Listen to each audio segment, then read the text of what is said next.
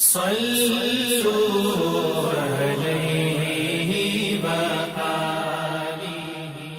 بخاری حدیث نمبر 421۔ حضرت انس رضی اللہ تعالی عنہ سے روایت ہے کہ نبی کریم صلی اللہ علیہ وسلم کے پاس بحرین سے رقم آئی۔ آپ نے فرمایا کہ اسے مسجد میں ڈال دو، اور یہ رقم اس تمام رقم سے زیادہ تھی جو اب تک آپ کی خدمت میں آ چکی تھی۔ پھر آپ نماز کے لیے تشریف لائے اور اس کی طرف کوئی توجہ نہیں فرمائی۔ جب آپ نماز پوری کر چکے تو آ کر مال رقم کے پاس بیٹھ گئے اور اسے تقسیم کرنا شروع فرمایا۔ اس وقت جسے بھی آپ دیکھتے اسے عطا فرما دیتے۔ اتنے میں حضرت عباس رضی اللہ تعالیٰ عنہ حاضر ہوئے اور بولے کہ یا رسول اللہ، مجھے بھی عطا کیجئے، کیونکہ میں نے غزوہ بدر میں اپنا بھی فدیہ دیا تھا اور عقیل کا بھی، اس لیے میں زیر بار ہوں۔ رسول کریم صلی اللہ علیہ وسلم نے فرمایا کہ لے لیجئے۔ انہوں نے اپنے کپڑے میں روپیہ بھر لیا اور اسے اٹھانے کی کوشش کی، لیکن وزن کی زیادتی کی وجہ سے وہ نہ اٹھا سکے اور کہنے لگے یا رسول اللہ، کسی کو فرمائیے کہ وہ اٹھانے میں میری مدد کرے۔ آپ نے فرمایا نہیں، یہ نہیں ہو سکتا۔ انہوں نے کہا کہ پھر آپ ہی اٹھوا دیجئے۔ آپ نے اس پر بھی انکار کیا۔ تب حضرت عباس رضی اللہ تعالی عنہ نے اس میں سے تھوڑا سا گرا دیا اور باقی کو اٹھانے کی کوشش کی، لیکن اب بھی نہ اٹھا سکے۔ پھر فرمایا کہ یا رسول اللہ، کسی کو میری مدد کرنے کا حکم دیجئے۔ آپ صلی اللہ علیہ وسلم نے انکار فرمایا تو انہوں نے کہا کہ پھر آپ ہی اٹھوا دیجئے، لیکن آپ صلی اللہ علیہ وسلم نے اس سے بھی انکار کیا۔ تب انہوں نے اس میں سے تھوڑا سا اور روپیہ گرا دیا اور اسے اٹھا کر اپنے کندھے پر رکھ لیا اور چلنے لگے۔ رسول اللہ صلی اللہ علیہ وسلم کو ان کے اس حرص پر اتنا تعجب ہوا کہ آپ اس وقت تک ان کی طرف دیکھتے رہے جب تک وہ ہماری نظروں سے غائب نہیں ہو گئے، اور آپ بھی وہاں سے اس وقت تک نہ اٹھے جب تک کہ ایک چونی بھی باقی رہی۔ صحیح بخاری حدیث نمبر 422۔ حضرت انس رضی اللہ تعالیٰ عنہ سے روایت ہے، وہ کہتے ہیں کہ میں نے رسول اللہ صلی اللہ علیہ وسلم کو مسجد میں پایا۔ آپ کے پاس اور بھی کئی لوگ تھے۔ میں کھڑا ہو گیا تو حضور صلی اللہ علیہ وسلم نے مجھ سے پوچھا کہ کیا تجھ کو ابو طلحہ نے بھیجا ہے؟ میں نے کہا جی ہاں۔ آپ نے پوچھا کھانے کے لیے؟ میں نے عرض کی کہ جی ہاں۔ تب آپ نے اپنے قریب موجود لوگوں سے فرمایا کہ چلو۔ سب حضرات چلنے لگے اور میں ان کے آگے چل رہا تھا۔ صحیح بخاری حدیث نمبر 423۔ ابن شہاب نے سہل بن سعد سعدی سے روایت کی ہے کہ ایک شخص نے کہا یا رسول اللہ، اس شخص کے بارے میں فرمائیے جو اپنی بیوی کے ساتھ کسی غیر مرد کو بدفعلی کرتے ہوئے دیکھتا ہے، کیا اسے مار ڈالے؟ آخر اس مرد نے اپنی بیوی کے ساتھ مسجد میں لعان کیا اور اس وقت میں موجود تھا۔ صحیح بخاری حدیث نمبر 424۔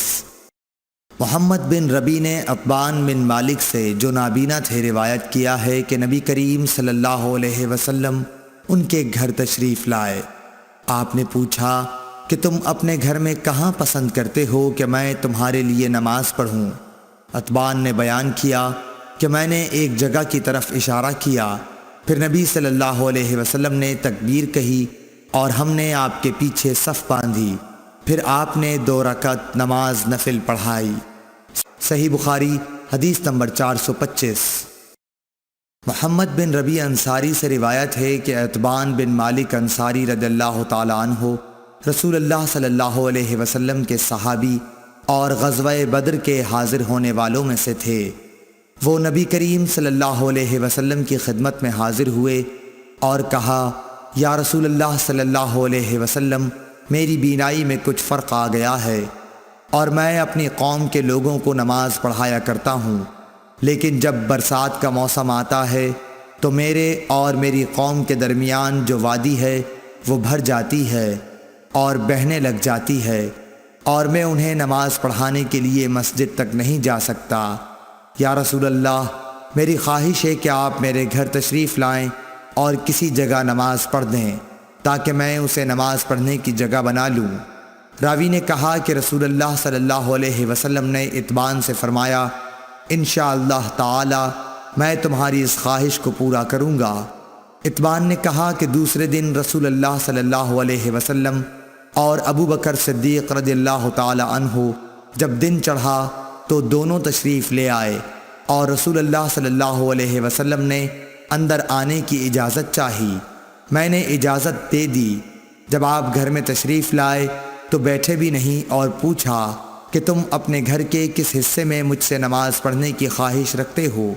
اتبان نے کہا کہ میں نے گھر میں ایک کونے کی طرف اشارہ کیا تو رسول اللہ صلی اللہ علیہ وسلم اس جگہ کھڑے ہوئے اور تکبیر کہی۔ ہم بھی آپ کے پیچھے کھڑے ہو گئے اور صف باندھی۔ پس آپ نے 2 رکعت نفل نماز پڑھائی، پھر سلام پھیرا۔ اتبان نے کہا کہ ہم نے آپ کو تھوڑی دیر کے لیے روکا اور آپ کی خدمت میں حلیم پیش کیا جو آپ ہی کے لیے تیار کیا گیا تھا۔ اتبان نے کہا کہ محلے والوں کا ایک مجمع گھر میں لگ گیا اور مجمع میں سے ایک شخص بولا کہ مالک بن دخشن، یا یہ کہا ابن دخشن دکھائی نہیں دیتا۔ اس پر کسی دوسرے نے کہہ دیا کہ وہ تو منافق ہے جسے خدا اور رسول سے کوئی محبت نہیں۔ رسول اللہ صلی اللہ علیہ وسلم نے یہ سن کر فرمایا، ایسا مت کہو، کیا تم دیکھتے نہیں کہ اس نے لا الہ الا اللہ کہا ہے اور اس سے مقصود خالص خدا کی رضامندی حاصل کرنا ہے؟ تب منافقت کا الزام لگانے والا بولا کہ اللہ اور اس کے رسول کو زیادہ علم ہے، ہم تو بظاہر اس کی توجیہات اور دوستی منافقوں ہی کے ساتھ دیکھتے ہیں۔ رسول اللہ صلی اللہ علیہ وسلم نے فرمایا کہ اللہ تعالیٰ نے لا الہ الا اللہ کہنے والے پر اگر اس کا مقصد خالص خدا کی رضا حاصل کرنا ہو دوزخ کی آگ حرام کر دی ہے۔ ابن شہاب نے کہا کہ پھر میں نے محمود سے سن کر حسین بن محمد انصاری سے جو بنو سالم کے شریف لوگوں میں سے ہیں اس حدیث کے متعلق پوچھا تو انہوں نے اس کی تصدیق کی اور کہا کہ محمود سچا ہے۔ صحیح بخاری حدیث نمبر 426۔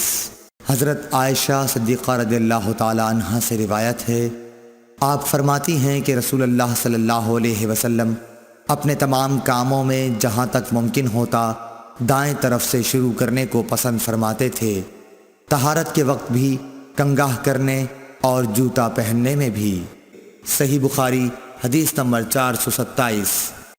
ہم سے محمد بن مسنہ نے بیان کیا، کہا ہم سے یحییٰ بن سعید قطان نے ہشام بن عروہ کے واسطے سے بیان کیا، کہا کہ مجھے میرے باپ نے حضرت عائشہ رضی اللہ تعالی عنہا سے یہ خبر پہنچائی کہ ام حبیبہ اور ام سلمہ دونوں نے ایک کلیسا کا ذکر کیا جسے انہوں نے حبشہ میں دیکھا تھا، اس میں مورتیں، تصویریں تھیں۔ انہوں نے اس کا تذکرہ نبی کریم صلی اللہ علیہ وسلم سے بھی کیا۔ آپ نے فرمایا کہ ان کا یہ قاعدہ تھا کہ اگر ان میں کوئی نیکوکار شخص مر جاتا تو وہ لوگ اس کی قبر پر مسجد بناتے اور اس میں یہی مورتیں، تصویریں بنا دیتے۔ پس یہ لوگ خدا کی درگاہ میں قیامت کے دن تمام مخلوق میں برے ہوں گے۔ صحیح بخاری حدیث نمبر 428۔ انس بن مالک رضی اللہ تعالی عنہ سے روایت ہے، انہوں نے کہا کہ جب نبی کریم صلی اللہ علیہ وسلم مدینہ تشریف لائے تو یہاں کے بلند حصے میں بنی عمرو بن عوف کے یہاں آپ اترے اور یہاں 24 راتیں قیام فرمایا۔ پھر آپ نے بنو نجار کو بلا بھیجا تو وہ لوگ تلواریں لٹکائے ہوئے آئے۔ انس نے کہا گویا میری نظروں کے سامنے نبی کریم صلی اللہ علیہ وسلم اپنی سواری پر تشریف فرما ہیں، جبکہ ابو بکر صدیق رضی اللہ تعالی عنہ آپ کے پیچھے بیٹھے ہوئے ہیں اور بنو نجار کے لوگ آپ کے چاروں طرف ہیں، یہاں تک کہ آپ ابو ایوب کے گھر کے سامنے اترے اور آپ یہ پسند کرتے تھے کہ جہاں بھی نماز کا وقت آ جائے فوراً نماز ادا کر لیں۔ آپ بکریوں کے باڑوں میں بھی نماز پڑھ لیتے تھے۔ پھر آپ نے یہاں مسجد بنانے کے لیے حکم فرمایا، چنانچہ بنو نجار کے لوگوں کو آپ نے بلوا کر فرمایا کہ اے بنو نجار، تم اپنے اس باغ کی قیمت مجھ سے لے لو۔ انہوں نے جواب دیا، نہیں یا رسول اللہ، اس کی قیمت ہم صرف اللہ تعالیٰ سے مانگتے ہیں۔ انس رضی اللہ تعالی عنہ نے بیان کیا کہ میں جیسا کہ تمہیں بتا رہا تھا یہاں مشرکین کی قبریں تھیں۔ اس باغ میں ایک ویران جگہ تھی اور کچھ کھجور کے درخت بھی تھے۔ پس نبی کریم صلی اللہ علیہ وسلم نے مشرکین کی قبروں کو اکھڑوا دیا، ویرانے کو صاف اور برابر کر دیا اور درختوں کو کٹوا کر ان کی لکڑیوں کو مسجد کے قبلے کی جانب بچھا دیا اور پتھروں کے ذریعے انہیں مضبوط بنا دیا۔ صحابہ پتھر اٹھاتے ہوئے رجز پڑھتے تھے اور نبی کریم صلی اللہ علیہ وسلم بھی ان کے ساتھ تھے اور یہ کہہ رہے تھے کہ اے اللہ، آخرت کے فائدے کے علاوہ اور کوئی فائدہ نہیں، پس انصار و مہاجرین کی مغفرت فرمانا۔ صحیح بخاری حدیث نمبر 429۔ انس بن مالک رضی اللہ تعالی عنہ سے روایت ہے، انہوں نے کہا کہ نبی کریم صلی اللہ علیہ وسلم بکریوں کے باڑوں میں نماز پڑھتے تھے۔ ابو طیاح یا شعبہ نے کہا، پھر میں نے انس کو یہ کہتے سنا کہ نبی کریم صلی اللہ علیہ وسلم بکریوں کے باڑے میں مسجد کی تعمیر سے پہلے نماز پڑھا کرتے تھے۔ صحیح بخاری حدیث number 430۔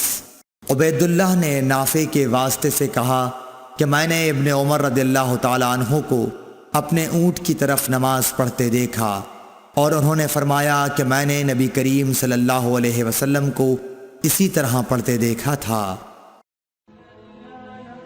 Thanks for watching. Don't forget to like, comment, share and subscribe to